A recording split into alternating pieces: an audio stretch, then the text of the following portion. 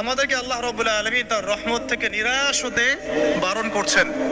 যে যত পাপ করেছে জীবনে, যদি একটা বার কেউ যদি আল্লাহ পাককে মন থেকে ডাকে, চোখ দিয়ে ঝরঝর করে পানি পড়ে, আল্লাহ পাককে বলে, সেজদায় গিয়ে পড়ে আল্লাহকে বলে রব্বিক ফিরলি, আল্লাহ আমাকে মাফ করে দাও, তার মনের মধ্যে যদি সততা থাকে, মন থেকে যদি সেই কথাটা বলে থাকে, আল্লাহ পাক শুধু তাকে ক্ষমাই করবেন না, তার সমস্ত গুনাহগুলোকে আল্লাহ নেকি দিয়ে পরিবর্তন করে দিয়েছেন।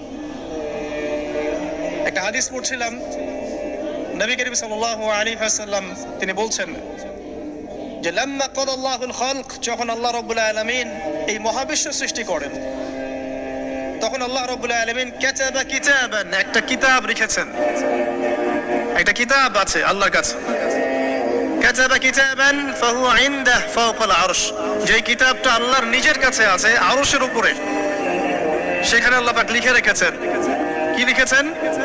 ইন্না রাহমাতি সাবাকাত গদাবি, প্রতিটা ক্ষেত্রেই আমার রহমত, আমার দয়া, আমার করুণা আমার গজবকে পরাজিত করেছে। মানে আল্লাহ রাব্বুল আলামিনের গজব এর উপরে আল্লাহ পাকের রহমত অবস্থান করছে। জীবনের কোনো ক্ষেত্রে হতাশ হওয়ার কোনো সুযোগ নাই। আজকে পারিবারিক ভাঙন বলেন, ব্যক্তি পর্যায়ের আত্মিক ধ্বংসই বলেন, সমাজের বিপর্যয় বলেন, যাই বলেন, পিছনে একটা বড় কারণ আছে। সেটা হলো আল্লাহ থেকে দূরে থাকা মানুষ, আল্লাহ থেকে হতাশ হয়ে যাওয়া। আর এই কাজটা শয়তান করিয়েছে মানুষকে আল্লাহ থেকে দূরে সরানোর জন্য।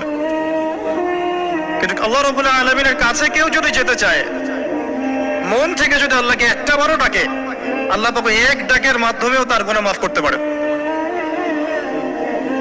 দুজন ব্যক্তির ঘটনা পড়লাম। একজন ব্যক্তি প্রচন্ড রকম আবেদ, প্রচুর ইবাদত করে।